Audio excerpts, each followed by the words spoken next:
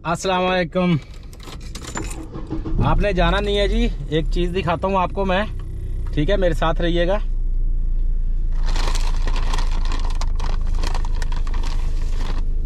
बिस्मिल्लाहिर्रहमानिर्रहीम।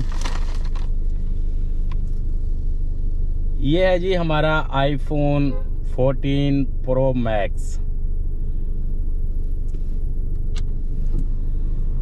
अभी ये सील पैक है।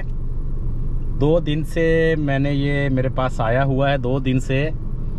तो वीडियो बनाने के लिए ही मैं रुका हुआ था कि इसकी ओपनिंग कैसे करनी है। तो अपने जो मेरे देखते हैं मुझे, उनके लिए ये देखें, मैं आपके सामने ही अल्हम्दुलिल्लाह बहुत खुश हूँ मैं। ये इसकी सील निकाल दी है मैंने इधर से, और ये है जी माशाल्लाह। बहुत शुक्रिया मेरे साथ रहने का। और आगे हमें इसमें क्या मिला है,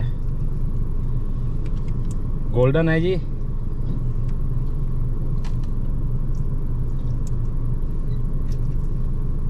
ये हमारा आईफोन प्रो मैक्स 14।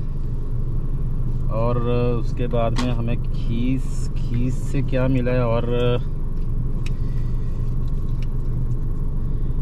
ये एक पिन है, और ये एप्पल का स्टिकर है जो आप अपनी गाड़ी में लगा सकते हैं, फ्रंट में या बैक में, ताकि लोगों को पता चले कि आपके पास आईफोन है।